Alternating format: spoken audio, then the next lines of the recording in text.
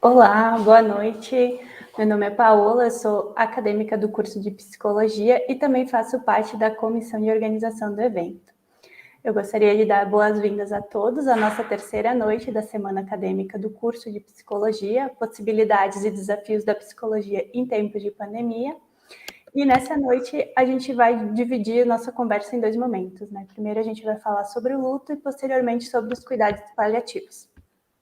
Para dar início à nossa noite, então, a gente vai falar a temática experiência do luto e o impacto da pandemia com a Adriana Coco. A Adriana ela é psicóloga pela UFN de Santa Maria, ela é especialista em teoria técnica e intervenção em luto, mestre em psicologia pelo Laboratório de Estudos e Intervenções em Luto e psicóloga do Instituto Maria Helena Franco de Psicologia de São Paulo. Aos que estão nos assistindo, gostaria de lembrar que seus comentários e perguntas são muito bem-vindos e que, ao final da fala da Adriana, a gente vai passar para ela para que ela possa respondê-los. Adriana, muito obrigada por aceitar o nosso convite. É uma honra tê-la conosco nessa noite. Esse espaço é seu, sinta-se à vontade. Muito obrigada, Paola. Agradeço esse convite, agradeço a receptividade de vocês. Recebi o e-mail do convite da Mariana, professora, e fiquei muito contente de saber que foi um tema escolhido pelos alunos. Entendi que não só a necessidade, mas o interesse mesmo de vocês de saber mais, de se sentirem mais confortáveis para poder trabalhar com esse tema no decorrer da vida acadêmica e de trabalho futuramente, que eu sei que a turma que está organizando é de 7º semestre, né? Então falta pouco aí para entrarem para o mercado e também fazer andar tudo isso que a gente aprende e divide aqui. Eu realmente agradeço, fico feliz, mais ainda por ser do Rio Grande do Sul, que é meu estado. A gente sai, às vezes, do lugar da gente, seja para estudo, para procura de algumas coisas no decorrer da vida, mas nossas raízes não saem da gente, e para mim é assim. Então, eu tenho realmente alegria de estar com vocês. Eu já estive na URI de Frederico Westphalen, em alguns outros lugares pelo Rio Grande do Sul, e é um prazer e é uma felicidade para mim, assim, mais do que o normal, né, por poder dividir, por poder falar um pouco do que eu gosto. Realmente gosto de falar sobre o tema, por mais difícil e intenso que eu entendo que seja, mas para mim é um prazer. Então vamos lá, não enxergo vocês hoje, sei que vocês, né, o ônus e o bônus do uso da tecnologia agora, mas algumas coisas a gente vai se adaptando. E aí, qualquer coisa, vocês, por favor, vão escrevendo no chat, inclusive, se quiserem ir trocando enquanto eu vou falando, fiquem muito à vontade, vocês podem me mandar, né, por áudio, a Paola vai ler e pode me mandar no decorrer, se vocês acharem que é pertinente, senão a gente conversa mais para o final. A minha ideia é poder conversar bastante com vocês aí tirando mais dúvidas possível. Então, vamos lá. Minha apresentação é o título, né, que foi escolhido também por vocês, que é a experiência do luto e o impacto na pandemia. Eu gosto sempre de começar que a gente possa pensar juntos em algumas coisas. E eu coloco essa pergunta inicialmente, né? Por que falar sobre isso? Claro que vocês já discutiram e tem o porquê disso, porquê do convite para eu estar aqui.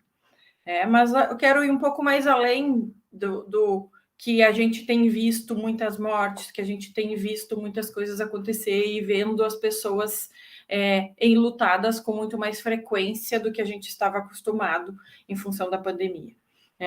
A gente tem aí, a última vez que eu olhei, 576 mil mortes por Covid.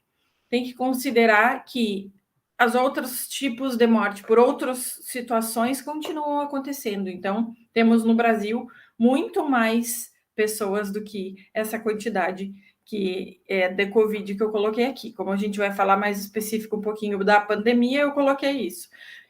E existem estudos que nos trazem que de 8 a 10 enlutados por cada morte. Então, vamos pensar que hoje no Brasil a gente é cerca mais ou menos de 5 milhões de pessoas enlutadas só por Covid. né? Tem outras tantas coisas e muitas perdas múltiplas, muitas coisas acontecendo no decorrer desse ano e meio em que a gente enfrenta todo esse processo de pandemia. Não é muita gente, né? Isso é um dos motivos, sim, muito fortes para estar aqui. Eu não comecei a estudar luto em função de pandemia, né? Já venho com isso e com o desejo de saber mais e de poder ajudar as pessoas enlutadas desde metade para o final da minha graduação. Vocês devem ter essa mesma dificuldade que eu tive há alguns anos atrás. Eu já tenho 16 anos e pouco de formada, e faz 17 no final do ano. E desde então, são pouquíssimos os lugares em que o luto faz parte da grade curricular mesmo do curso, né? Que tenha uma disciplina propriamente. Então, são pouquíssimos os lugares. Grande parte é por eletiva ou algum curso de férias, alguma situação assim, e eu entendo que com vocês não é muito diferente, né? A gente fala sobre luto numa cadeira, no meu caso, foi numa cadeira de psicologia do desenvolvimento, e a gente falava um pouco do assunto na psicologia hospitalar, né? Porque era onde mais se misturavam essas situações, que se entendia assim quando eu estudei. A gente precisa considerar que o luto está o tempo todo na vida da gente. Não é que a gente viva enlutado, não é isso que eu estou dizendo.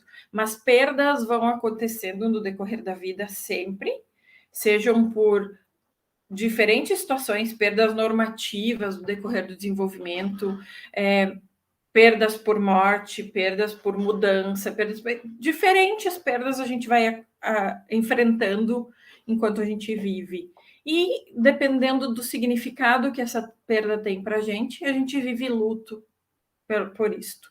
Então, todo rompimento que aconteça vai nos acarretar luto. Então, isso é parte de estar vivo, parte de ser humano e passar por determinadas coisas no decorrer da vida. A gente não pode fugir. Portanto, por isso mesmo, eu imagino que deveria ser tratado de uma outra maneira, talvez nos nossos cursos, nas nossas formações, mas, enfim, que bom que a gente tem a oportunidade também de estar conversando aqui, né? E vocês poderem tirar dúvidas, enfim, e trazer isso mais para perto no dia a dia de estudo e de trabalho. Eu quero fazer com vocês aqui um exercício que vocês possam pensar rapidinho na vida de vocês, do nascimento até hoje, e que isso inclui, então, estar vivendo esse ano e meio aí de pandemia. Tudo que vocês conseguem lembrar do mais antigos tempos até agora. Pensem em 2 ou 3 situações em que vocês colocariam nessa parte superior da nossa linha, que são as partes que nos marcam positivamente, de um jeito que nos traz alegria, que nos tragam satisfação.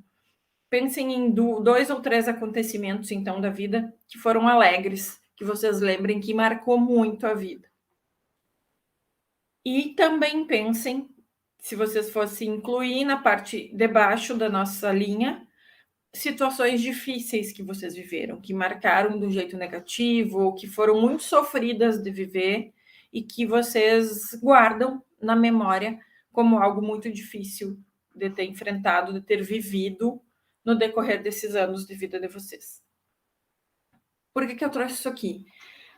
Para a gente se aproximar mais ainda do quanto do dia a dia a gente viver situações boas e ruins, e o quanto as ruins normalmente elas estão, a gente seleciona e elas nos marcam mais, são por perdas. Seja por ter perdido alguém por morte, por ter perdido alguma coisa importante no decorrer da vida de vocês. Né? Dificilmente quem preenche essa linha do tempo de acontecimentos, pensando nessas 3 situações que eu pedi para trazer à tona mais rapidamente, dificilmente se primeira situação que vem na cabeça não sejam, das negativas não sejam perdas.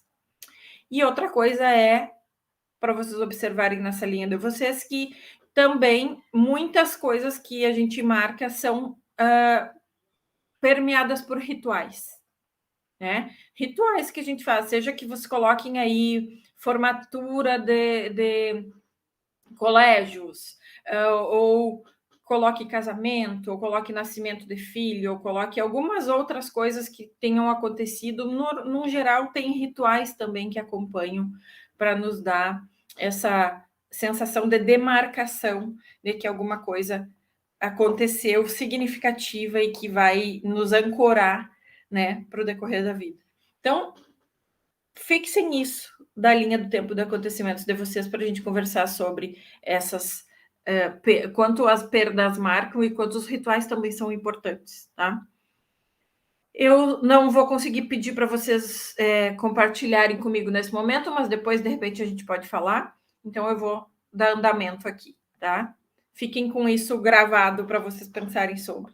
Eu trouxe significado, só para a gente pensar o que tem nesse dicio.com.br. O que é uma perda? Ato ou efeito de perder ou ser privado de algo que possuía.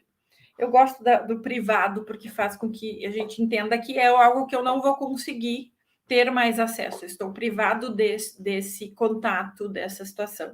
Então, a diminuição também que alguma coisa sofre seu volume, peso ou valor. Ok, definição básica de dicionário.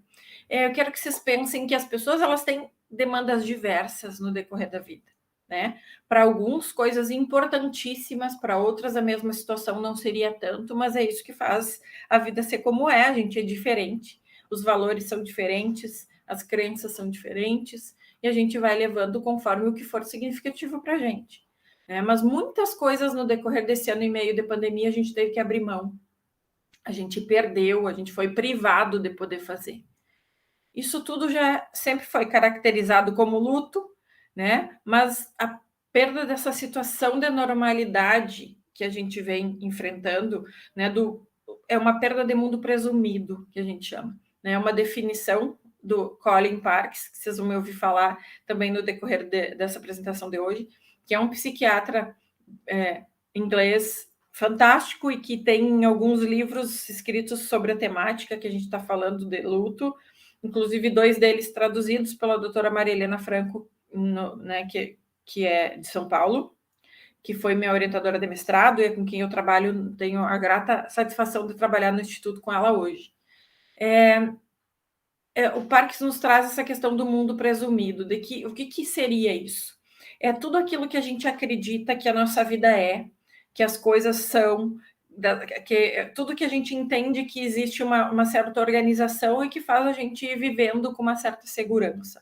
Então, tudo que eu acredito que as pessoas fazem, como é que a minha vida vai ser no decorrer daquele dia, daquele mês, os planos, as coisas que eu me organizo, o meu mundo presumindo de que as coisas vão ser daquela maneira. Com a pandemia, a gente teve muito esfregado na cara uma dificuldade que todo humano tem, que é não lidar bem com a falta de controle, né? Entender que a gente não controla boa parte das coisas, para não dizer todas, para não deixar todo mundo desesperado, mas é uma perda de uma situação de normalidade, então nos abala o nosso mundo presumido. Tudo que a gente acreditava que ia fazer no ano de 2020 foi diferente. Né? Tudo que a gente acreditava, como a gente acreditava que a vida seria, de certa maneira foi por água abaixo, de uma hora para outra. Precisou de uma adaptação, toda um envolvimento diferente do que nos era habitual. Isso veio com muita força na pandemia. E o luto da pandemia, ele envolve muitos fatores além da perda de pessoas queridas. Né? Foram encontros, atividades, situações que a gente foi tendo que lidar e encarar que estava perdendo e que não ia poder fazer, que não ia poder continuar daquela maneira. Então, vamos pensar juntos quais as perdas a gente pode elencar aqui, pensando, aqui não está nem uma questão de ordem de valores ou do que é melhor ou pior, o que traz mais dor ou menos dor, porque isso é muito pessoal, cada pessoa vai entender o que é significativo para si. Mas eu trouxe só uma lista de coisas que a gente perdeu. Então, convívio com pessoas, família, amigos, colegas, né? Vocês poderem trocar em sala de aula coisas com os professores ao vivo, ouvir colegas falarem de um jeito muito mais próximo do que o online permite. É a rotina que a gente estava acostumado, então essa organização, eu acordo, de repente eu vou caminhar, depois eu volto, tomo um banho, começo a trabalhar, começo a estudar, tem horário que eu vou almoçar com a minha família, tenho tudo, de certa maneira, foi mudado sem consulta na vida da gente. A rede de apoio, com mais dificuldade de ser suportiva na maior parte dos casos, e eu falo aqui de rede de apoio familiar, de amigos, de conhecidos, até rede de apoio profissional. Né? Muitos serviços tiveram dificuldade de se manter e continuarem sendo ofertados da maneira que era antes da gente entrar na pandemia. Então, muita coisa mudou. Diminuição de concentração e produtividade, isso aqui foi comprovado, várias pesquisas no decorrer da pandemia foram mostrando o quanto a gente teve dificuldade de se adaptar, né, a essa necessidade, e a produtividade foi bastante afetada.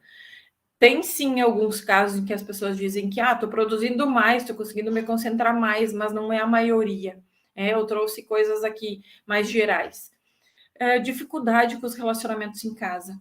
A quantidade de casais que se separaram, famílias que tiveram brigas importantes, né, discussões mais acaloradas e convívio difícil.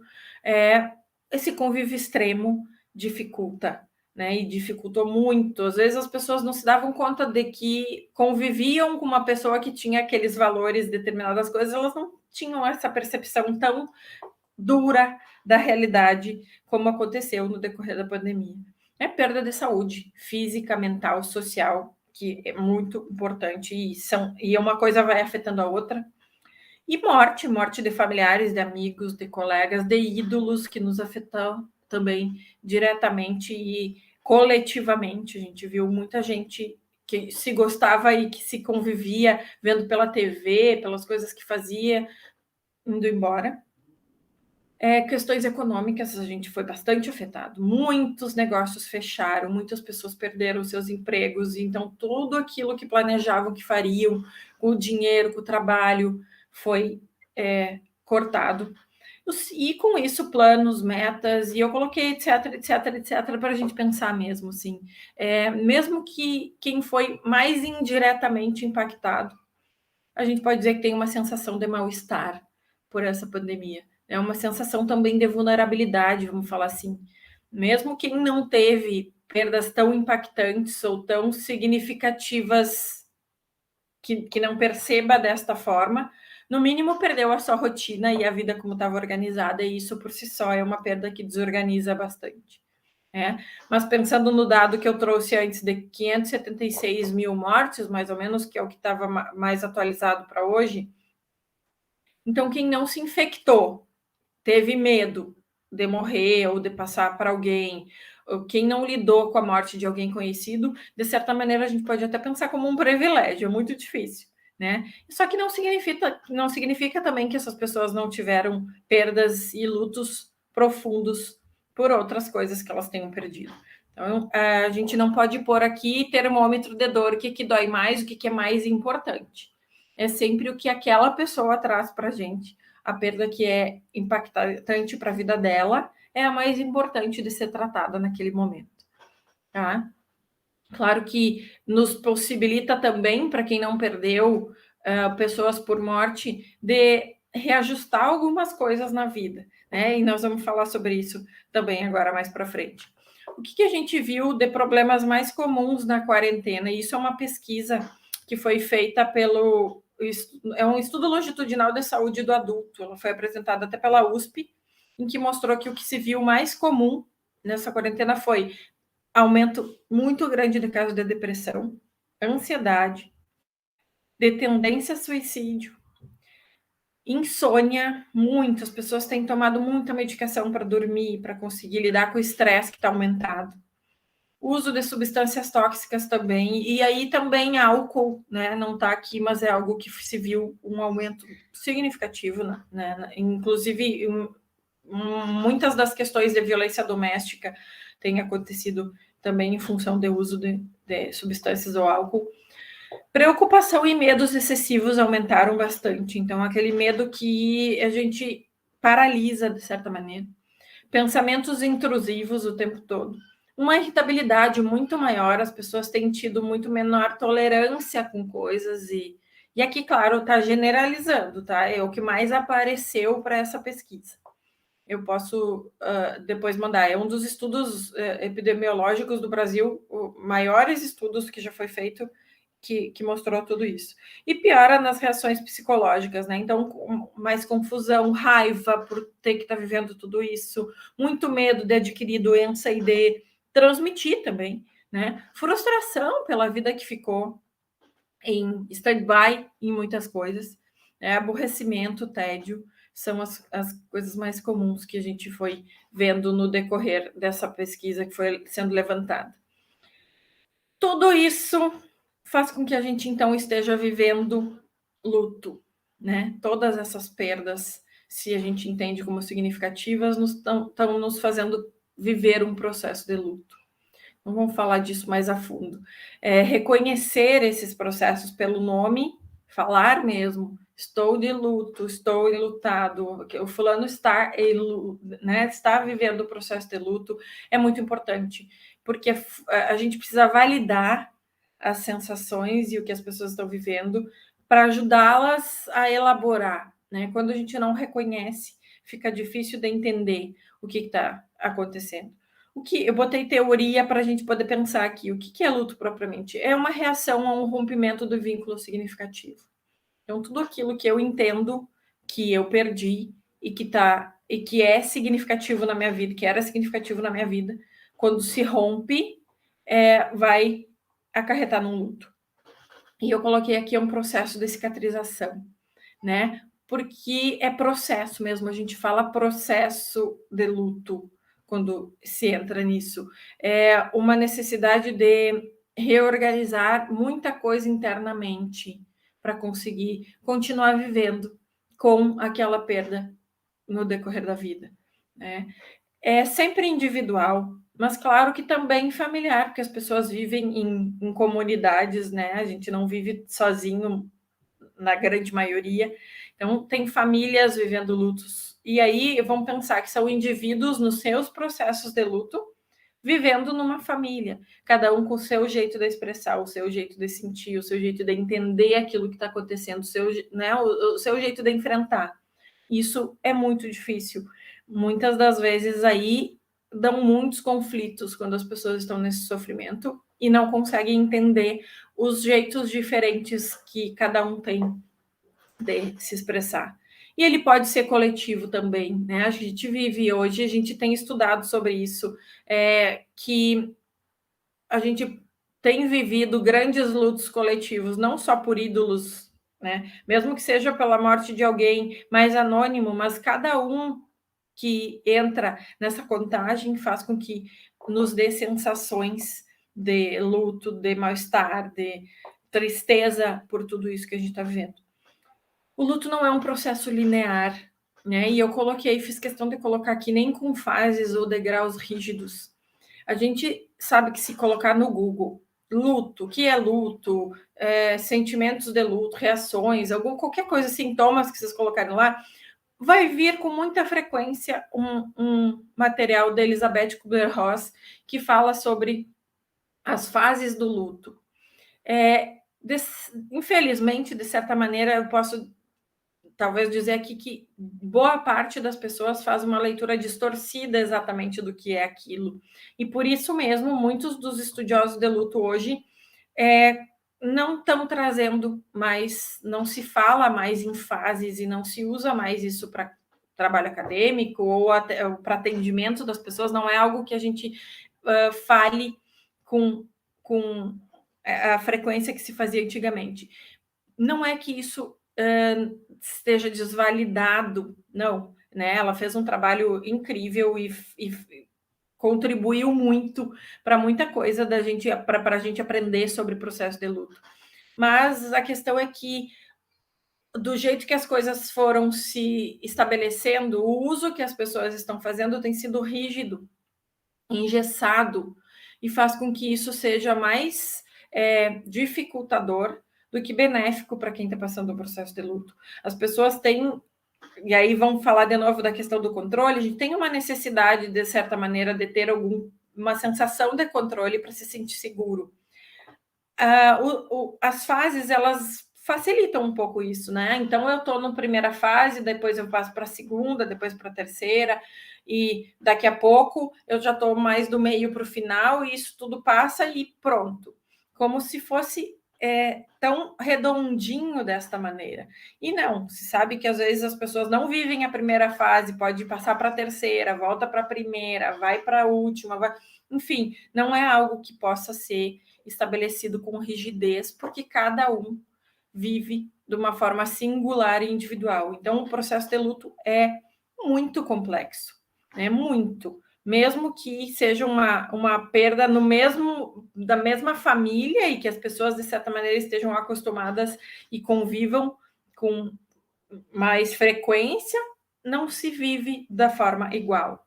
Isso dá bastante conflito entre as famílias. Como que a gente define o luto, né?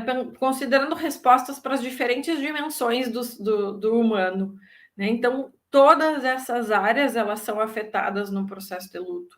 E a gente não pode ignorar. A gente não tem botão para desligar, que, não, então no emocional eu não vou sentir, eu só vou sentir no espiritual, eu só vou sentir, não. Nós somos seres integrais e tudo afeta tudo, tudo dá impacto em tudo. Então, eu trouxe até para dividir com vocês, mas vamos pensar um pouco na questão emocional.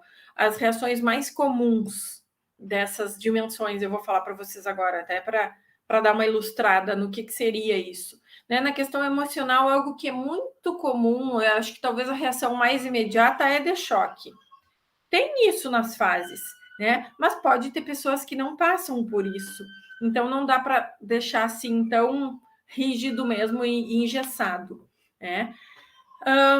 Pensando no emocional ainda, confusão, irritabilidade, raiva é algo bastante intenso nos últimos tempos, pensando na pandemia, a questão de culpa, né? Pessoas que têm a impressão de que ela que contaminou outros familiares e por um acaso ela sobreviveu e o familiar não. Isso tem sido muito intenso, muito frequente. A questão de descrença. A culpa por si só, ela já é uma situação em que acompanha o processo de luto, porque mesmo não na pandemia, vamos pensar em situações normais da vida. Alguém que chega em casa e não consegue socorrer a tempo alguém que teve um problema de saúde importante e que, sei lá, infartou, teve alguma situação, aí chama a ambulância e tal, e aí essa pessoa vai para o hospital e aí acaba morrendo. Sempre aquela sensação de que eu deveria ter chegado antes, eu deveria ter feito alguma coisa, se a ambulância fosse mais rápido, se eu tivesse um convênio e que fosse atendido de tal forma. Sempre uma carga importante de culpa existe nos primeiros momentos. Não para todas as pessoas, mas né, existe uma carga de culpa em grande parte dessas situações de primeiro impacto de perda na questão emocional. A questão de descrença, algo também importante, pensando no emocional, solidão são reações que a gente sabe que são sensações comuns, muita saudade, alguns casos alívio, dependendo do jeito que essa pessoa estava no final de vida, né? Mesmo pela Covid. Algumas pessoas que ficaram entubadas há muito tempo, que tiveram sequelas muito consideráveis, às vezes que morrem, a gente tem visto alguns enlutados falando de certo alívio daquela pessoa não ter que viver com determinadas sequelas, porque seria muito mais difícil, e não só para si, para o outro que fica daquela forma, né, na vida. E tristeza é a reação mais frequente e universal que existe num processo de luto. É algo que é o que mais dá cara para esse processo. Pensando na dimensão social, cultural, aí, vamos pensar, perda da identidade, eu já não sou mais o mesmo. Agora eu sou alguém que não tem alguém ou algo significativo e eu preciso me entender nesse mundo de um jeito diferente. O isolamento Isolamento é muito comum, as pessoas não têm vontade de trocar nada com ninguém, de contar, de interagir, de fazer coisas que faziam com certa frequência e com algum prazer.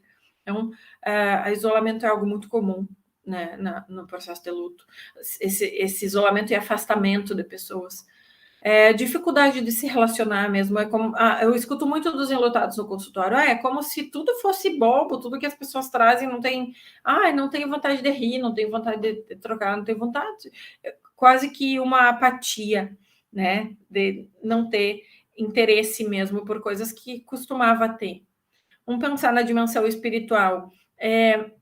A gente pode ter aqui muito frequentemente os dois extremos, ou alguém que perde completamente a fé, né, esse movimento, porque né, as falas às vezes são: eu fazia tudo direitinho, eu sempre fui na igreja, eu cumpria com as minhas obrigações, eu doava, eu sempre fui uma pessoa que me preocupei de fazer o bem para o outro e tal, e aí Deus vem e faz isso comigo, né? Então, agora eu já também não acredito em mais nada. Isso às vezes dura por um bom tempo, outras vezes é rapidamente restabelecido, mas existe essa quebra neste momento de dor, e isso é muito comum, né? Muito comum. Então, às vezes existe uma cobrança de outros familiares de que, mas tu não pode.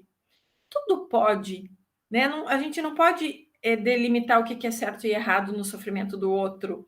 A gente precisa entender que cada um responde da forma que consegue, né? Assim como também aumento da fé em determinadas situações. Tem situações em que as pessoas dizem, era necessário, né? Eu entendo que ele foi ficar num lugar melhor e que as coisas vão andar melhor agora, e fica ainda com mais fé, porque acredita dessa forma. Tudo é o significado que cada um dá, e a gente não pode aqui pôr valor, pôr julgamento, quando a gente estiver cuidando de alguém que nos traz essas situações.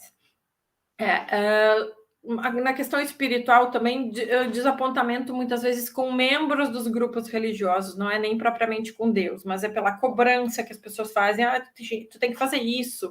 Já faz tanto tempo e tu ainda não fez tal coisa. Ou faz tão pouco tempo e tu já está saindo, já está fazendo isso, já está fazendo aquilo. Aqueles julgamentos que às vezes tentam e muitas vezes conseguem, porque a pessoa já está vulnerável e ainda tem esse tipo de situação para lidar, e isso é muito pesado.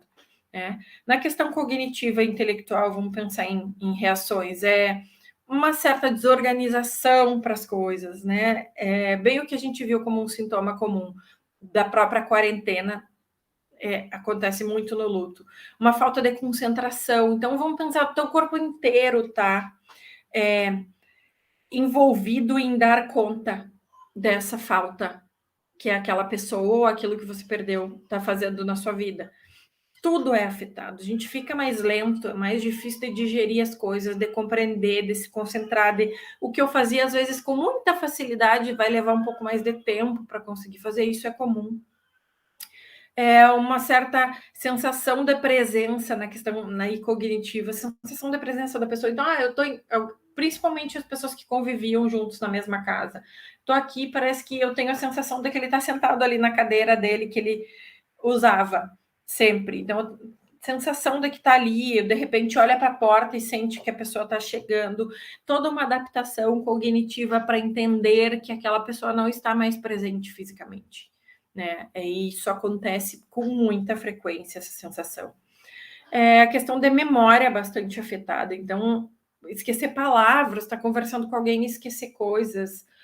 Às vezes, coisas muito importantes para a tua vida. Mas é justamente porque a gente está completamente envolvido em dar conta de tudo que o luto está nos causando e fazendo com que a gente tenha que enfrentar. É trabalhoso fazer esse processo, mas é necessário. E na questão física, questões como vazio no estômago é uma fala muito comum, né? Eu tô com sensação de boca seca, de um aperto no peito, como se tivesse um nó, eu tô sempre com uma sensação de angústia, né? Alteração de sono é algo muito comum. Tem algumas pessoas que dormem muito mais como como se fosse uma reação de fuga daquilo que está vivendo. Outros não conseguem dormir porque ficam pensando, fica pensamento recorrente, fica aquela coisa de ficar revivendo histórias, ficar revendo coisas de uma forma que não te permite se desligar e afeta bastante o sono e, portanto, afeta muitas outras coisas, porque se a gente não descansa, não consegue nem dar chance do nosso organismo se acalmar para conseguir viver o processo. Né? Perda ou aumento de apetite significativo. Eu tenho os dois extremos no consultório, pessoas que em um mês perderam quase 20 quilos, porque não comem, não conseguem, se sentem mal, têm enjoo em função da perda, outros que em 2 meses ganharam 50 quilos. Então, toda uma mudança muito importante no organismo, que é a necessidade de colocar algo de preenchimento, e afeta diretamente afetado pelo luto. Né? E perda de libido também é algo muito comum. Isso também traz um problema bem grande. Assim, a gente tem né, grupos, mesmo até grupos. Eu faço parte de um projeto do Instituto da Maria Helena Franco que a gente está atendendo Covid, lutados por Covid, e profissionais de combate ao Covid, não só profissionais de saúde propriamente, mas até pessoal segurança de locais de saúde, ou pessoal da limpeza, ou pessoal que estão ali no dia a dia lidando com todas essas situações. Os resultados trazem com bastante frequência, quando, por exemplo, uma moça que veio e é casada há pouco tempo e perdeu a mãe, o pai, uma tia e uma avó. Então, boa parte da família dela se foi em função do Covid. Ela tem relatado um problema muito intenso nesse relacionamento, nesse recém-casamento, porque perdeu completamente a libido. É algo muito comum, né? Porque sim, de novo falo, a gente é afetado em todas essas dimensões, não dá para desligar uma, acender a outra. Agora eu quero ter isso, agora eu quero ter aquilo. A gente não tem este controle, os sentimentos, as sensações, as reações, elas vão nos invadindo e a gente precisa ir entendendo o que é cada uma daquelas coisas para poder lidar com elas de uma forma mais adequada. Tá? Uma das coisas muito comuns também neste processo na pandemia, que a gente tem, e aí eu falei já delas lá quando apresentei a pesquisa, mas a ansiedade. E ela tem aparecido por diversos fatores e muitas vezes não é obviamente associado ao evento que gerou o luto. Mas se a gente pensar que muitas coisas hoje que se está vivendo, elas estão nos fazendo viver processos de luto pela pandemia, então, porque perdeu o emprego, porque aí o nível da ansiedade aumenta, porque as contas para pagar vão continuar. Por outro lado, quando perda de alguém por uma doença grave, não necessariamente por Covid, mas a ansiedade ela pode ser desencadeada por questões que provocaram essa doença, por fatores que provocaram essa doença.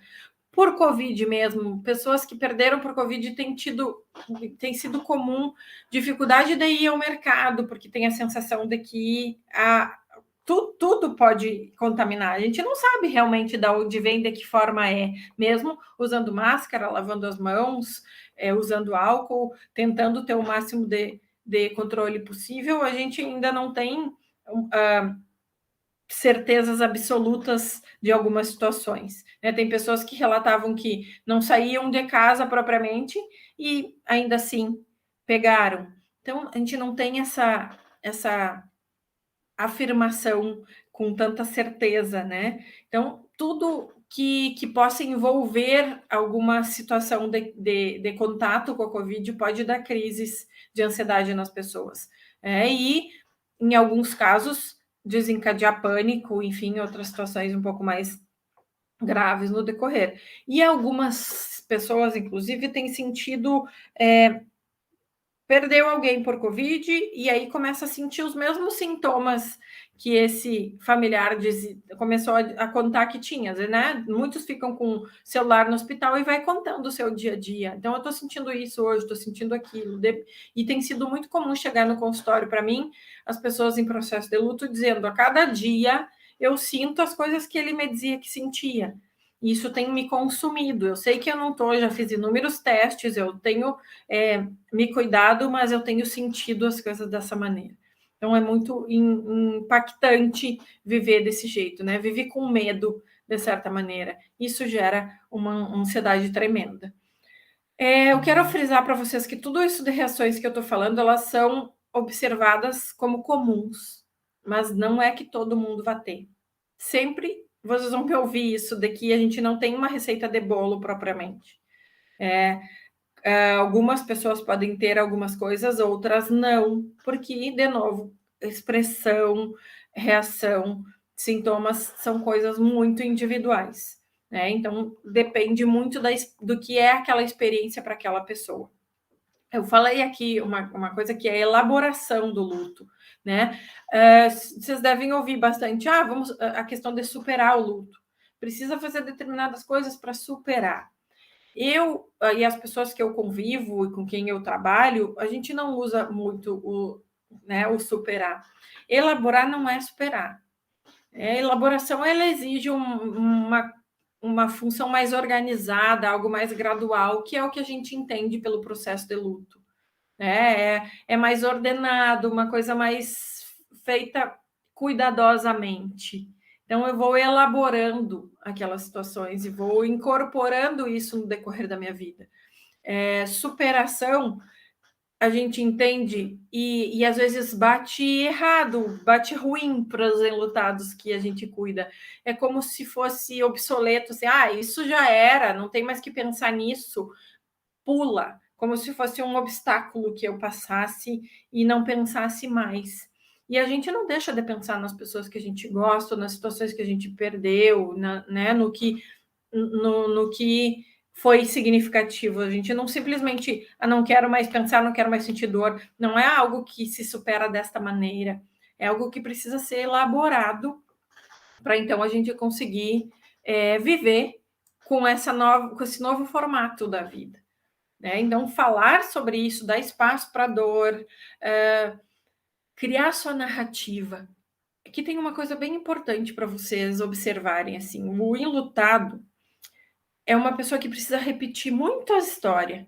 Então, pensem em histórias que vocês já ouviram de alguém que perdeu alguém. Então, conta que, eu cheguei no hospital, aí o médico me disse assim, daí eu fui fazer tal coisa, e conta com detalhes a história, conta com riqueza naquele relato, naquela narrativa, porque isso é necessário para a elaboração do luto. A gente faz narrativas no decorrer da vida de muitas coisas, né? Às vezes a gente bate o carro, ou alguém bate na gente, sem querer ali. A gente conta para muitas pessoas a mesma história. Aconteceu isso, tal coisa, e bateu assim, daí o fulano fez assim, daí disse assado. A gente tem essa necessidade de contar histórias, de ter as narrativas, de se entender dentro disso que está acontecendo. Por isso a gente repete. E o enlutado é com muito mais riqueza, com muito mais frequência, ele conta as mesmas histórias. E muitas vezes para a gente que está cuidando dele. Então, por algumas semanas contando a mesma história, mas sempre tem algum detalhe a mais que ele consegue lembrar, ou que ele consegue pôr naquela história, que vai ajudando ele a dar significado. Por que eu quero frisar essa observação, de prestar atenção nessas repetições? Porque se a gente não entende que processo de luto é assim, que faz parte repetir, que isso é parte da elaboração dele, é parte de ajudar a dar significado para a perda, a gente ouve 2, 3 vezes em sessão a mesma história e a gente já pensa, acho que eu preciso encaminhar essa pessoa talvez para fazer uma avaliação neurológica, para fazer alguma coisa, porque ela não está normal, ela está me contando de novo a mesma coisa que ela já contou por 2, 3 vezes. Eu também não estou dizendo que a gente não deve encaminhar um enlutado para uma avaliação, mas a gente deve ter cuidado, um entendimento bem técnico para poder fazer esse entendimento do que ele está te trazendo.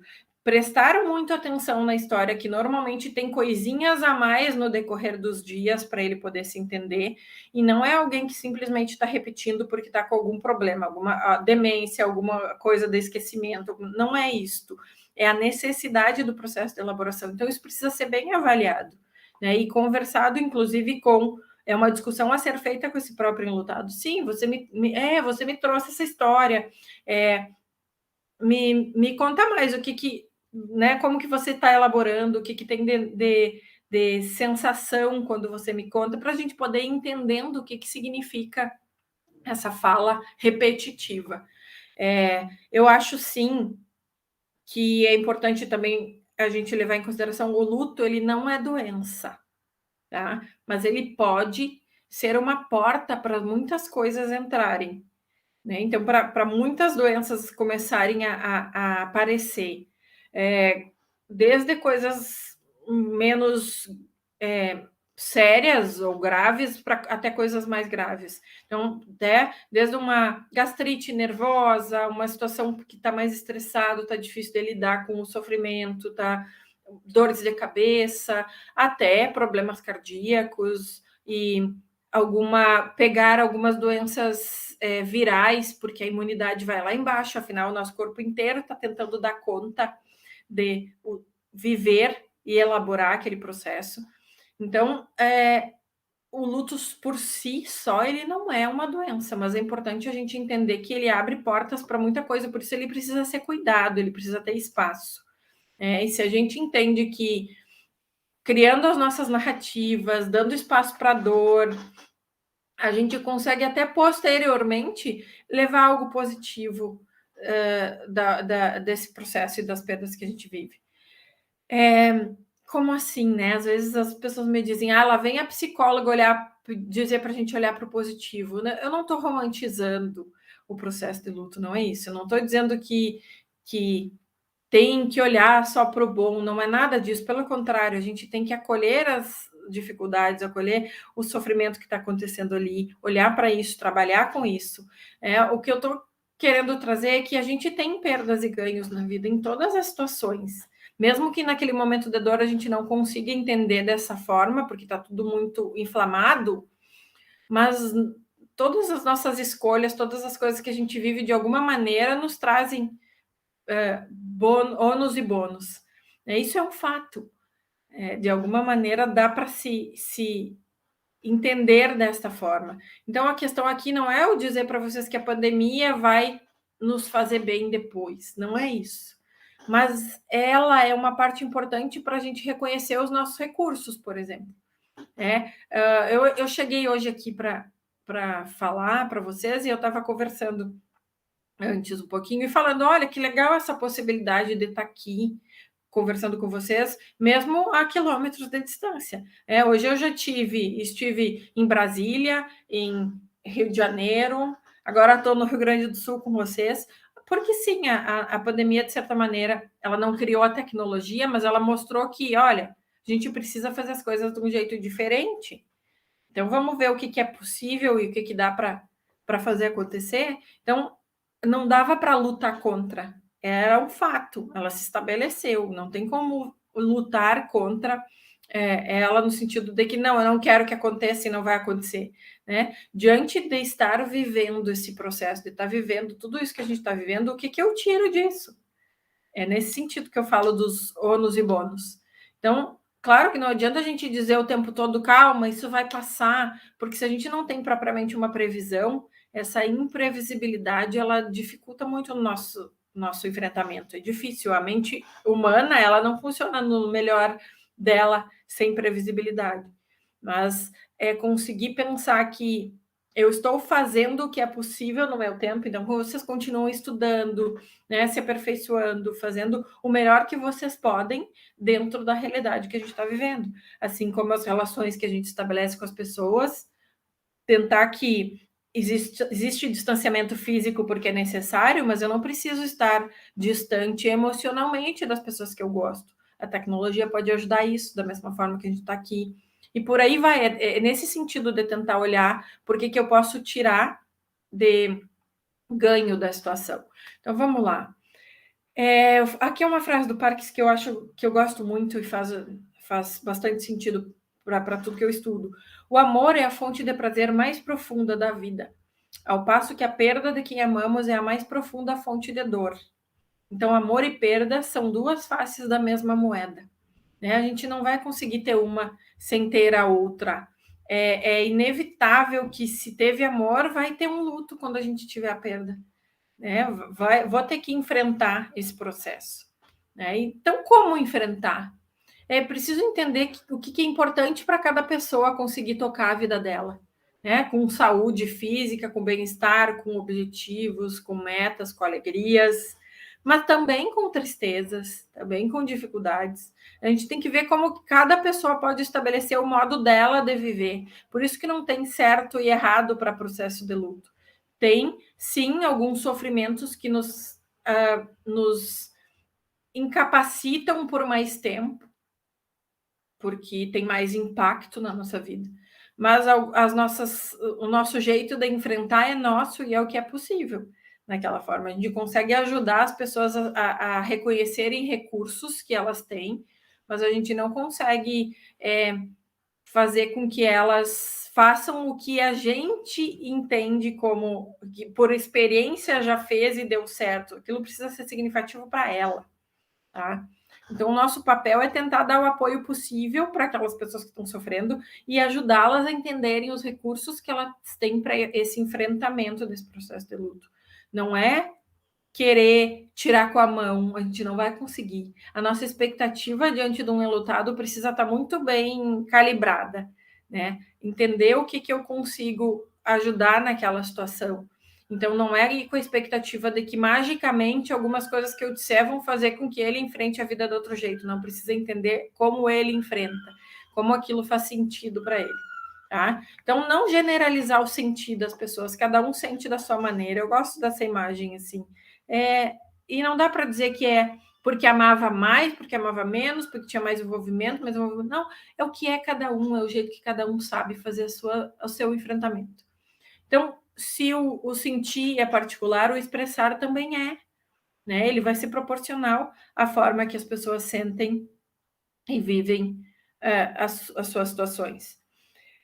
Eu gosto dessa imagem, né? Que fala um pouco dessa questão da expressão e sentimento. Os navegadores têm muito medo de iceberg, porque ele só mostra uma pontinha para fora.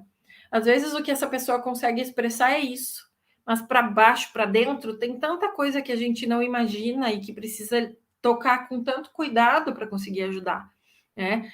Essa imagem, para mim, tem muito significado da gente poder entender que, às vezes, o que ela consegue expor verbalmente ou até na expressão facial é uma parte de tudo aquilo que está nesse processo de luto que ela está vivendo, e a gente precisa respeitar e ajudá-la a conseguir reconhecer, né? Falando aqui ainda de algo um pouco mais teórico, eu trouxe rapidamente para vocês verem tipos de luto, e eu posso até passar toda a bibliografia para vocês estudarem. Eu vou passar as referências também para vocês vão receber isso, mas eu vou falar rapidamente. Tipos que me perguntam quais tipos, né?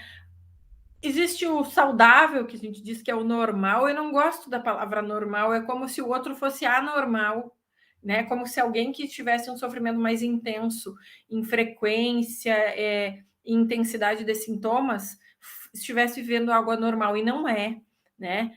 Pode estar mais complicado. Então, a gente até se usa hoje o termo luto saudável, luto natural, e luto complicado para o antigo luto patológico, porque é para justamente não patologizar, não tornar algo, dizer que é uma doença algo que não é.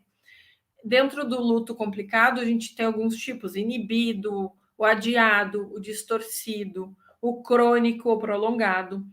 Existe também um luto traumático, que pode ser complicado pelo trauma, o luto antecipatório, lutos não reconhecidos, né? Isso tem aparecido muito na pandemia também. Por quê? Porque como tem morrido muita gente, as pessoas têm perdido muitos familiares, muitas pessoas importantes. Às vezes as pessoas chegam no consultório dizendo: olha, eu não perdi ninguém por morte, mas eu perdi uma série de coisas e está muito difícil de lidar com a vida desse jeito. E nem ela própria consegue reconhecer que ela está passando por um processo de luto, que ela perdeu coisas significativas e que isso tem afetado a vida dela e tem deixado disfuncional muitas coisas. Ela precisa poder se reconhecer e ajudar também que os outros reconheçam aquele sofrimento. Então, lutos não reconhecidos mais comuns que a gente tinha antes da pandemia, a gente pode dizer luto de amantes, perda, aposentadoria, divórcio, se a pessoa, principalmente se foi a pessoa que tomou o primeiro passo para a separação. Se ela resolveu, ela não está sentindo nada, não é porque aquela relação terminou, que ela conseguiu dar um fim em algo que não estava bom, que significa que ela não vai sentir, que ela não vai sofrer, que ela não vai passar por um processo de luto. Então, existem alguns tipos de luto não reconhecido e é bem sofrido para as pessoas aqui. A questão do luto entre casais homossexuais acontece bastante, um não reconhecimento, às vezes, por parte das famílias, enfim, é bem delicado, né? Muitas das coisas que a gente vê. E luto individual, familiar e coletivo, né? Quais os fatores de risco e fatores de proteção? Pensando aí já numa possibilidade de como manejar com as pessoas os lutos. Vocês podem ver que eu coloquei um slide onde diz fatores de risco e fatores de proteção. Está tudo no mesmo. Ou seja, tudo que está descrito aqui pode ser fator de risco e pode ser fator de proteção. Porque, de novo, depende da realidade daquela pessoa. Então, fatores pessoais, fatores familiares, socioculturais, históricos, tudo que está descrito aqui pode tanto ser de risco como de proteção. Depende de como é o enfrentamento daquela pessoa para aquilo. Então, alguém que tinha... Eu vou pegar um aqui só para dar um exemplo. Alguém que tinha uma relação familiar muito boa, que as pessoas conseguiam trocar bastante sobre as suas vidas, que conseguiam conversar sobre o que elas gostavam, o que não gostavam, que conseguiam compartilhar mesmo bem, com afetividade, elas podem pensar que a gente pode trazer que os fatores familiares dela pode ser um fator de proteção para o enfrentamento do luto dela, porque, nossa, legal, ela tem uma família esportiva, tem pessoas que podem colaborar para esse processo dela, ela tem abertura para receber apoio, para pedir, porque tem uma relação boa com essa família. Pode, tá? Não é que vai. Eu não tem nada que seja determinismo aqui nesses fatores. É só possibilidades, maiores possibilidades. Pessoas que tinham fatores familiares aí, que tinham envolvimentos familiares mais difíceis, que tinham bastante brigas, que as pessoas não interagiam muito, não se falavam muito. Pode ser que isso a gente entenda que ela não vai ter muito apoio, não vai ter uma rede muito suportiva desta família, e isso pode ser um fator de risco. Então, tudo precisa ser analisado dentro da história pessoal de vida daquela pessoa que está na frente de vocês e que está precisando ser cuidada. Todas essas situações podem ser tanto de risco como fatores de proteção. E isso é muito interessante, a gente poder ver os dois lados em situações diferentes, assim, é um aprendizado e tanto, essa observação e esse cuidado. O que faz muitas vezes ser diferente, né? Assim, o processo, a gente hoje, eu falei para vocês que a gente não trabalha mais falando rigidamente das fases, a gente usa bastante esse modelo do processo dual do luto, em que fala que as pessoas fazem uma oscilação entre orientação voltada para perda e orientação voltada para restauração. Então, o que seria orientação para perda? Quando a pessoa está mais voltada para as questões desta perda, para esse trabalho de luto propriamente. Então, ela fala mais, ela fica ruminando histórias, ela vê mais fotografias, ela está mais voltada para o que aconteceu ligado à perda. E em alguns momentos da vida, pode ser até no mesmo dia, ela faz uma oscilação para orientação para restauração. Ela consegue responder coisas do trabalho, ela consegue fazer tarefas do dia a dia, fazer novas coisas, às vezes se distrair, e existe essa oscilação mesmo, que vocês estão vendo esses risquinhos no meio aí, que ajudam a dar construção e significar, fazer a construção do significado daquela perda para ela. O processo de adaptação, ele se dá a partir dessa oscilação entre o enfrentamento orientado para a perda e o enfrentamento para a restauração.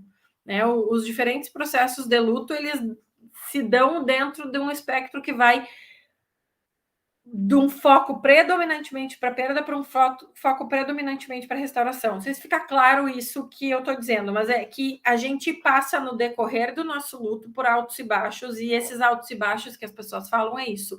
Em alguns momentos mais voltados para reinvestir em coisas da vida, e em outros momentos mais voltado para essa perda. Então, isso se entende que todas as dimensões da nossa vida, elas fazem essa oscilação. Então, reações emocionais, psicológicas, cognitivas, sociais, físicas, espirituais, elas estão fazendo este movimento para que a gente possa, então, passar pelo nosso processo de luto de uma forma mais adequada. Né? O que é... Pensando nisso, eu gosto de pôr essa imagem, porque assim, dizer que está tudo bem não estar bem em alguns momentos, e tudo bem estar bem também em alguns momentos. A gente tem isso o tempo todo, mesmo antes de viver o luto. Né? A nossa vida é assim. Algumas vezes a gente está bem, outras não. Claro que talvez não com a mudança tão rápida como o luto proporciona, de ir de um polo ao outro com mais rapidez, e não ser bipolar e não ser qualquer outra coisa que as pessoas rotulam. Ela está em processo de luto. Mas é estranho para as pessoas que estão passando por o processo se entender com esses dois lados e que afloram com tanta frequência. Né? Mas aí entra de novo a nossa possibilidade de acolher as pessoas e dizer que está tudo certo ser assim. Né? Que eu já tive paciente que chegou e disse: é uma sensação de estar numa montanha russa. De repente, assim, vem uma lembrança e me leva lá para baixo, daqui a pouco eu consigo fazer. E é isso. É isto. O processo de luto é isto. Então, tentar não medicalizar para que as pessoas não sintam isso. Elas precisam passar por esse processo, precisam entender os sentimentos que estão acontecendo nesse caminho. Né? Então, a gente não vai tirar o sofrimento do outro com a mão. Precisa ter paciência, precisa ter... lidar com a nossa ansiedade diante do outro que está em sofrimento na nossa frente. Né? E ter uma presença atenta à dor. Né? Estar disponível de verdade para aquilo que o outro está trazendo. Isso é o que mais vai ajudar no enfrentamento das pessoas nesses processos. Não é nada mágico, não tem nada mágico que a gente possa fazer. Tem um acompanhamento, uma ajuda, uma balização, vamos falar assim, que ajuda elas a viverem, e tá tudo bem viver esses altos e baixos. Então, algo bem importante que eu gosto muito que vocês escutem com as orelhas bem abertas. Às vezes a gente diz no decorrer da vida, mas agora que vocês estão estudando luto, vocês vão me ouvir falando, e vocês já devem também, talvez, ter ouvido de outras pessoas, mas vocês não vão fazer mais caso faziam. Não digam: Deus sabe o que fez. Pelo menos você teve tempo de se despedir para aquelas pessoas que tiveram isso. Seja forte, as pessoas precisam que você seja forte. Seu filho precisa de ti, ou sei lá, o pai precisa de ti, porque quem morreu foi a mãe. Essas expressões, essas frases, na maioria das vezes, elas funcionam como um silenciamento da dor do outro. É quase como se a gente dissesse: não me conta nada, não fala nada fora do script de oi, tudo bem, tá tudo bem, protocolar, porque eu não quero saber de dor. A gente tem dificuldade como humanos de lidar com a dor. É muito difícil isso. Então, esse tipo de expressão é quase como se eu afastasse. Olha, não vem me trazer esse tipo de coisa. Eu não sei lidar, não vou saber o que te dizer. Por isso mesmo, muitas vezes eu já ouvi de enlutados que chegam no consultório e dizem: parece que eu tenho uma doença contagiosa. As pessoas se afastaram. Ninguém consegue me ouvir mais falando sobre a minha dor. Porque a gente não lida bem mesmo, enquanto sociedade, com isto. Mas se vocês têm necessidade de dizer alguma coisa, que não conseguem só estar do lado, que não é só, precisa uma disponibilidade muito grande para fazer isso. Mas se vocês têm essa necessidade de dizer algo, diga: olha, eu estou aqui. Né? Se você quiser dividir o que está sentindo, fica à vontade. Se em algum momento você chorar, não se constranja, né? Porque nós somos todos afetados mesmo por perdas importantes na vida, e tá tudo bem você se sentir assim. é um acolhimento, não é algo que a gente acha que vai dizer e que vai acalmar o outro. Não, tá tudo certo, né? Não fica assim, não precisa ficar desse jeito porque todo mundo morre. Claro que precisa. Eu perdi alguém importante, eu vou sofrer, eu vou sentir. Então, cuidado com as frases prontas mesmo. Pensem nisso, assim, no que exatamente vocês estão dando de mensagem para o outro, tá?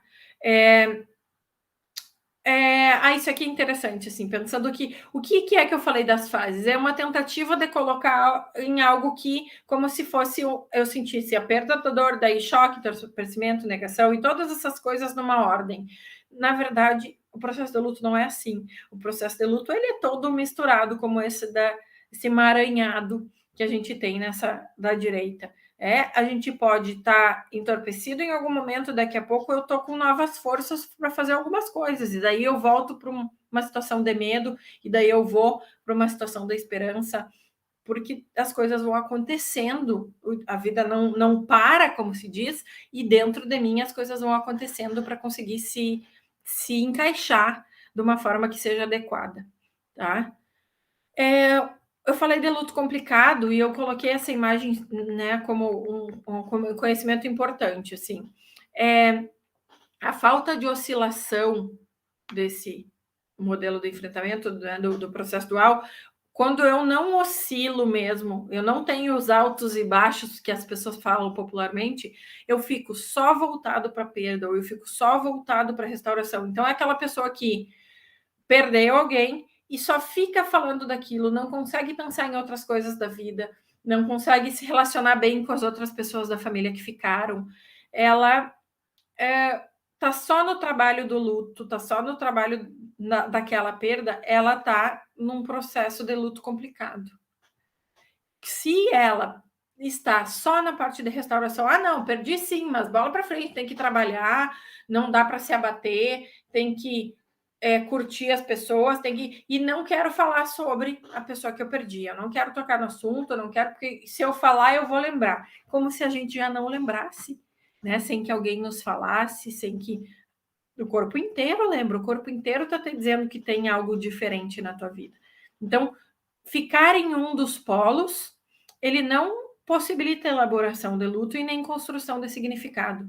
E aí nos traz uma questão de luto complicado, que aí tem inúmeras situações para se lidar. Esses são os casos onde mais, claro, as pessoas chegam para atendimento, né? São poucos, não são todas as pessoas que perdem alguém ou que estão em processo de luto por algo perdido que precisam de terapia para luto, né? Algumas não, elas conseguem com os próprios recursos da sua rede de apoio, recursos espirituais, recursos internos, dar conta e passam pelos seus processos de forma natural.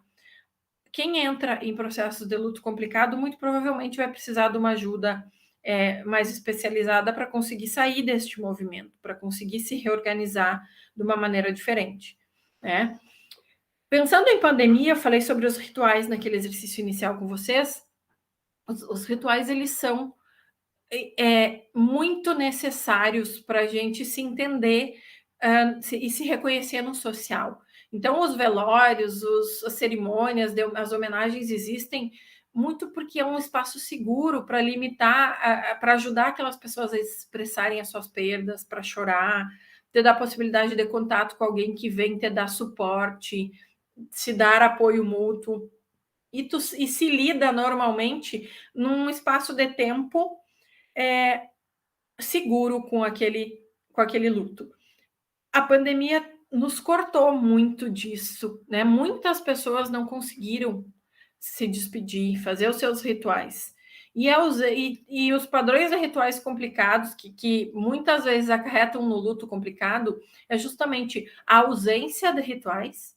Então, essa mudança não é demarcada, é como se as pessoas não ficassem sabendo desse enlutamento. Isso dificulta muito o processo de elaboração e de construção de significado. Muitos chegam e dizem, olha, é quase como se eu não acredito que aconteceu, porque o caixão estava fechado, a gente teve 10 minutos, uma pessoa reconheceu o corpo e pronto, e nunca mais eu vou ter contato, nunca mais vou poder fazer nada. Nesses casos, a gente estimula muito rituais pessoais, rituais familiares, algo que as pessoas possam fazer significativo para homenagear e para se sentir honrando aquelas pessoas que elas perderam, né? Outro padrão de ritual complicado e que pode acarretar aí no luto complicado são os excessos de rituais. Então, quando tudo aquilo que é seguido rigidamente. Então, todo dia, todo sábado, se a pessoa morreu no sábado, tem que ir no cemitério, tem que fazer determinada coisa, e às vezes a família está fazendo uma repetição rígida, sem evolução, sem crescimento, e não ajuda em nada para a elaboração do processo de luto dela, fica presa naquele ritual rígido que não colabora. Rituais que são interrompidos e não vivenciados completamente devido a alguma mudança súbita também são fatores que ajudam a complicar um pouco os processos de luto. Então, rituais que sejam desconectados da realidade ou do costume do enlutado também são coisas que afetam intensamente a elaboração do processo de luto. Então, pensem aí, gente, se a gente tem 576 mil, que foi o número que eu levantei ali, quantos enlutados desses não conseguiram se despedir de uma forma adequada, não conseguiram fazer os seus rituais? Já tem esse peso, vou usar assim, já tem esse dificultador para o processo de luto dele acontecer. A gente precisa dar muita atenção para isso. Né? Tem se estudado já como é que as coisas vão se estabelecer depois, mas é algo que está em andamento. A gente vai conseguir entender se vai existir algum outro tipo, algum padrão de enfrentamento diferente das pessoas que perderam na pandemia, familiares, enfim. Mas de tudo isso, o que a gente percebe é que adaptação é necessária. Mesmo quando eu não escolho passar por essa mudança. Eu vou ter que entender que eu não vou ser mais o mesmo diante daquilo, né? Que eu vou precisar fazer uma transição. E a gente chama isso no luto de uma transição psicossocial, que é uma transição para um outro tipo de vida. Uma vida agora sem aquilo, sem quem eu perdi. Isso, claro, leva um tempo considerável para a gente poder se entender assim. Quem que a gente passa a ser depois de uma perda significativa. Né? As adaptações são necessárias. É importante dar espaço para alguns rituais mínimos internos e pessoais para que aquilo ajude a dar uma organizada. Entendam que essa adaptação ela é um trabalho psíquico e emocional que requer muita energia das pessoas. Então, assim, não é uma reorganização que se faz até a missa de 7º dia ou até o 30º dia e que a partir do 31 ou a partir do 1º dia do próximo mês eu não vou sentir mais nada disso. O tempo é muito individual nesse caso, né? Eu vou inclusive passar para cá. É uma pergunta que eu falo que é pergunta de jornalista. É muito individual. E o que a gente tem hoje é que o ápice, vamos falar assim, do luto para o lutado não é algo que se conclui propriamente, que então fecha, tranca a chave, bota fora e eu não vou mais sentir nada daquilo no decorrer da vida. O que se espera de um enlutado hoje é que ele consiga desenvolver recursos para conviver com aquela situação pela qual ele passou. Então, conviver com o sofrimento que ele teve intenso e que e que aquela dor ela não seja maior que a vida dela propriamente, a vida da pessoa propriamente, né? Que não paralise a vida dela. Então, é um processo de entendimento, de adaptação que faz com que pode levar mais ou menos tempo, dependendo do enfrentamento de cada um, mas que a pessoa no decorrer ou no final deste processo, vamos falar assim, ela não esteja mais paralisada e a dor não seja ela inteira. Né? É como se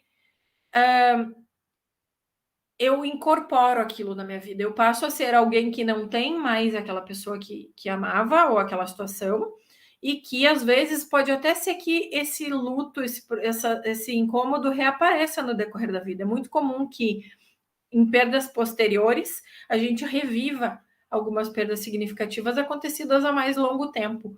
E isso precisa ser trabalhado novamente. E tá tudo bem. Não é que eu sou fraco, que seja uma fraqueza, que eu esteja fazendo algum processo errado, mas é uma necessidade. Né?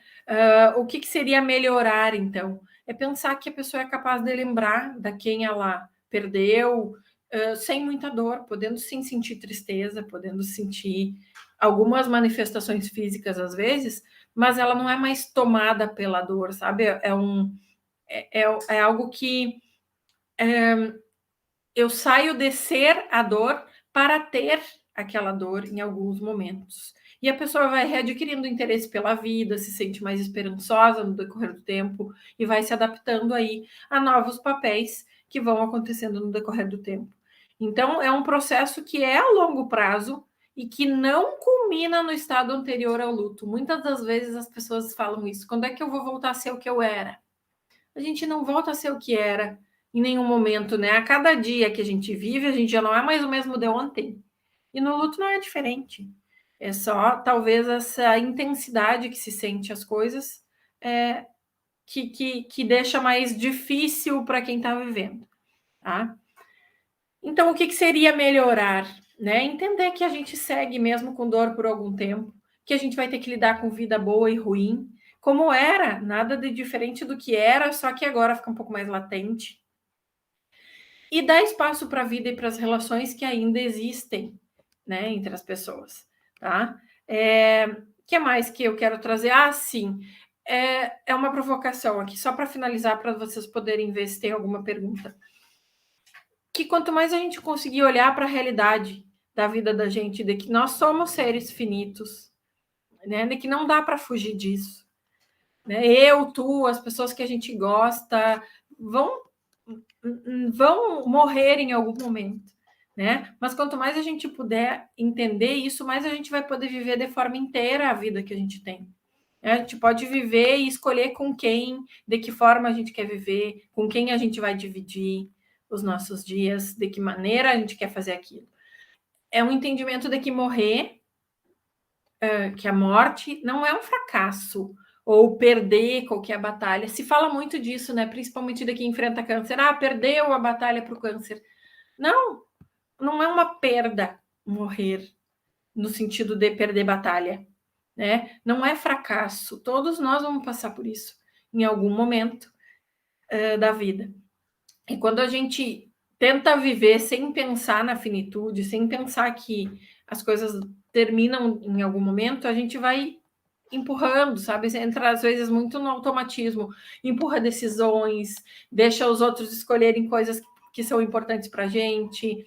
É como se o fim nunca fosse chegar e em algum momento eu fosse sempre poder remediar coisas.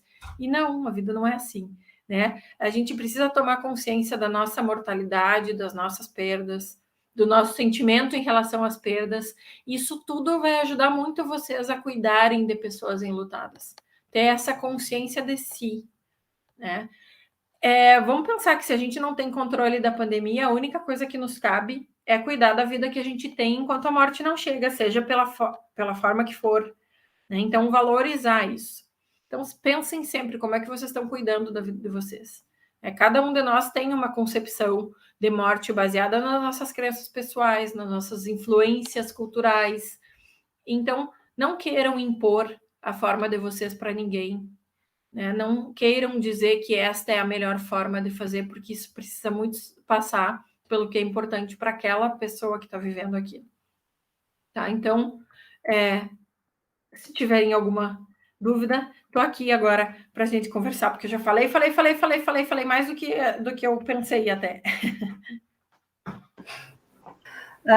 É muito bom te ouvir, Adriana. Assim, quando a gente estava construindo a semana acadêmica, né, a gente pensou com muito carinho quais temas que a gente ia trazer. Assim, quando a gente fala em perspectivas da psicologia pós-pandemia, a gente não tem como não falar de luto, né? É um tema que a gente está vivendo e vai continuar vivendo muito, né, no consultório. E como tu disse, né, não é um tema que em proporção a gente fala muito pouco em ambiente acadêmico, né? E nesse sentido a Lilian, ela fez uma pergunta assim que é bem interessante. Ela perguntou assim: percebe-se que há muito medo em falar a palavra luto e a palavra morte, mesmo para quem está vivendo isso. Isso pode influenciar no processo de quem vive o luto, incentivando a negar?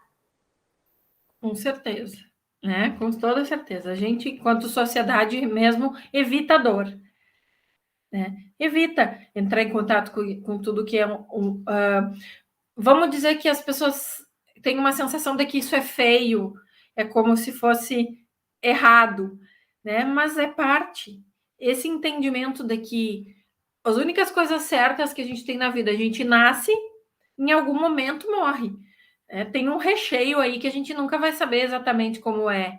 A gente vai tentando fazer coisas para que nosso recheio seja o mais adequado e mais com significado possível de acordo com aquilo que a gente acredita. Agora, ninguém sabe exatamente o fim e nem como que acontecem as coisas, porque quem morreu nunca voltou para nos contar, né? As pessoas falam, fazem essa brincadeira, não sei como é, isso é muito difícil.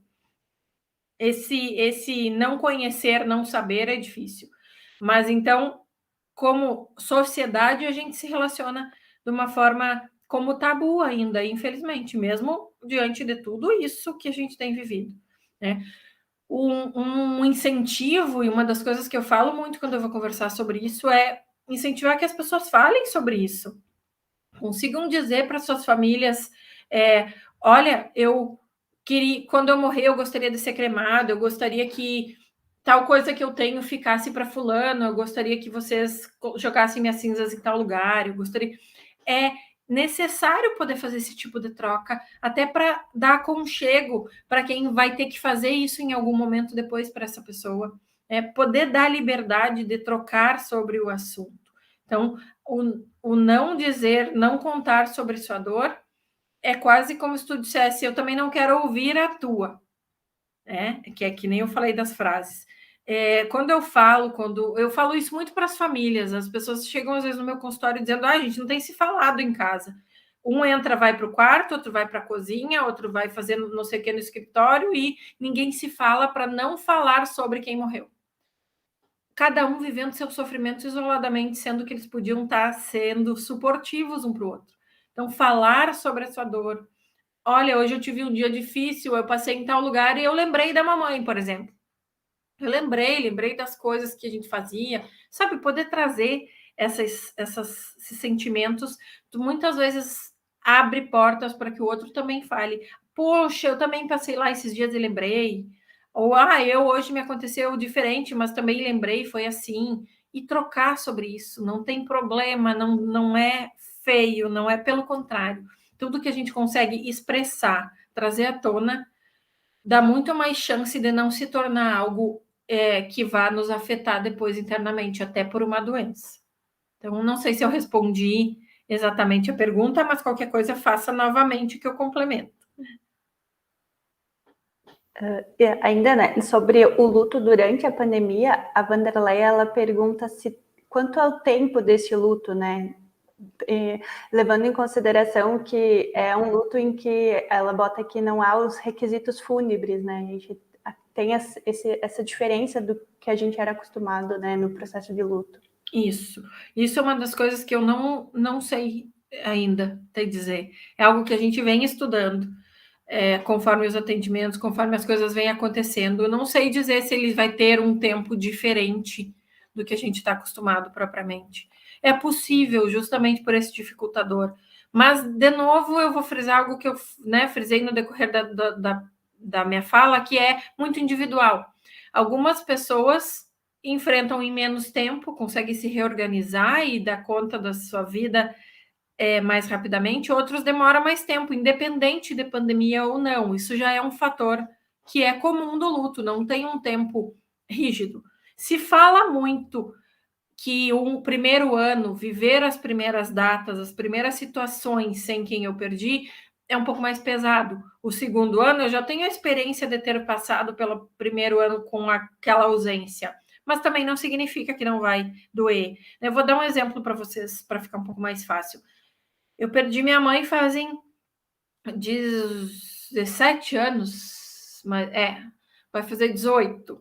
E todos os dias das mães, todos os tempos um pouco antes do Dia das Mães, que vem as propagandas legais, coisas que eu fico pensando, poxa, que legal, queria poder estar vivendo isso, ou queria poder dar isso para ela, que a propaganda mostra, porque tem uma coisa muito aí de comercial, né?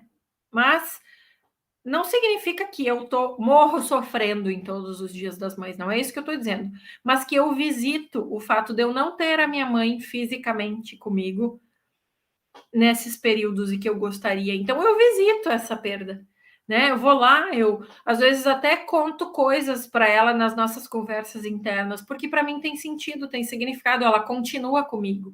Uma das coisas importantes desse processo de luto é entender que as situações saem do externo para estar no interno somente.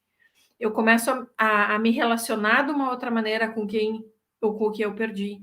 E eu faço acessos internos. Isso é muito importante nesse processo de elaboração. Então, eu trouxe esse exemplo só para. Não é que eu vivo o luto eternamente da minha mãe, mas tem algumas situações em que eu visito esta perda com mais frequência. E está tudo certo. Né? Não é um problema, é isso, é incorporar que eu, na minha vida, esta perda. Eu sou alguém que não tenho mais essa mãe e que, portanto, em algumas situações eu sinto mais falta. Né? Agora, pensando na pandemia, a gente não tem como afirmar ainda, está tudo muito quente, para dizer com certeza. Mas sim, a gente tem percebido que a não possibilidade de se despedir, de fazer rituais e algumas outras situações tem sido mais um dificultador importante e acarretado, colocado aí um pouco mais de tempo para que essa elaboração possa acontecer. Mas ainda não tenho nem pesquisa para dizer para você sobre. Mais tarde, muito provavelmente, a gente já tenha. E a Ana, então, ela pergunta como que a criança assimila e vivencia o processo de luto. Vamos pensar no desenvolvimento infantil. Ela assimila e vivencia dentro das possibilidades do desenvolvimento dela, né? Então, desde que nasce, se passa por situações de perda naquela família, ela já começa a entender que algo está acontecendo de diferente, mesmo que ela não tenha o entendimento concreto daquela situação, que vai depender aí da fase de vida da criança para esse entendimento acontecer mais concretamente ou não.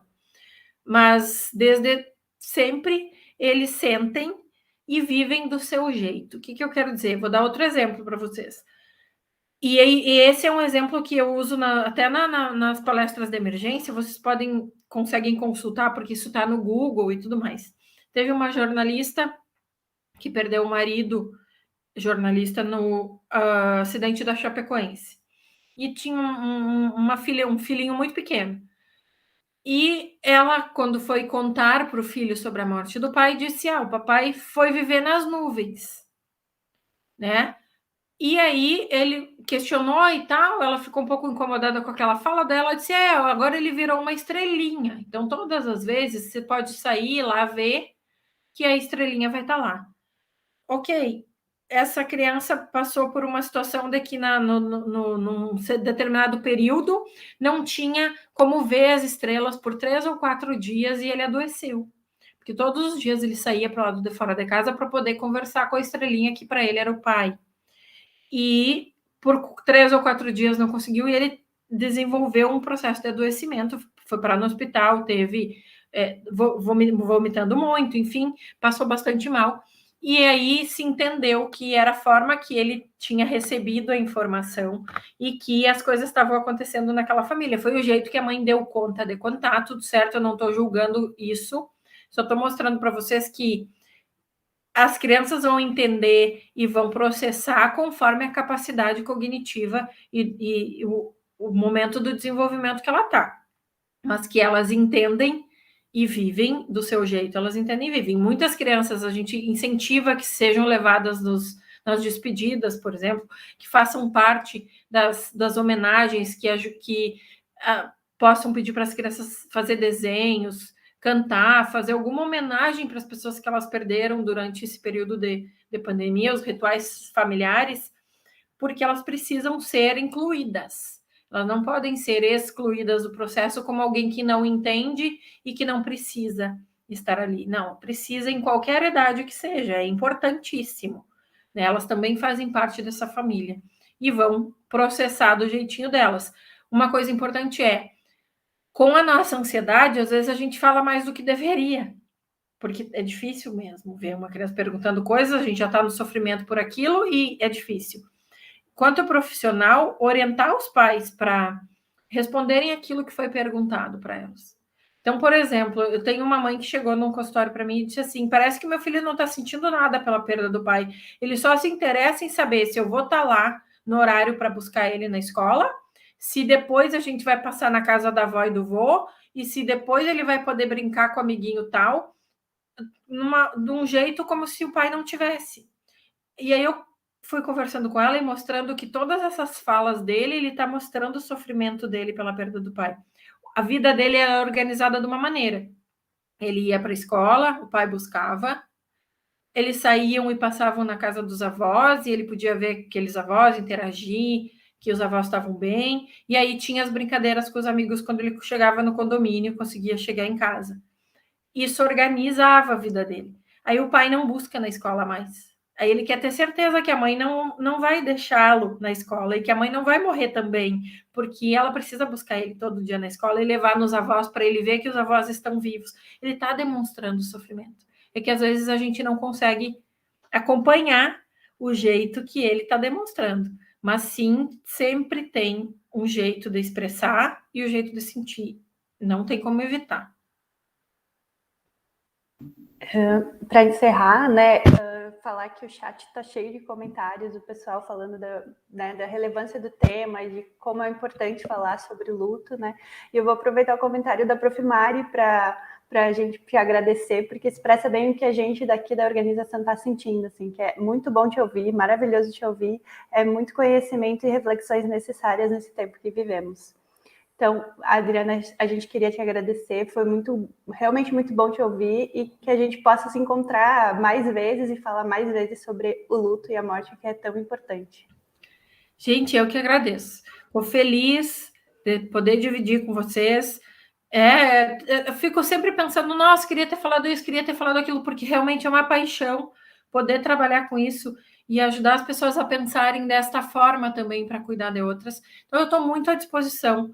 Eu vou deixar disponível, se vocês quiserem passar para os alunos, enfim, meu e-mail, o WhatsApp, eu estou muito aberta para trocar experiências, para tirar dúvidas que às vezes vocês não quiseram perguntar aqui, que ficaram pensando depois. Fiquem muito à vontade para se comunicar comigo em qualquer momento.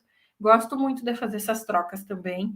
Então, agradeço. Obrigada de todo o meu coração. A gente que agradece. E o pessoal que está assistindo, a gente vai fazer um intervalo de alguns minutinhos e a gente já volta.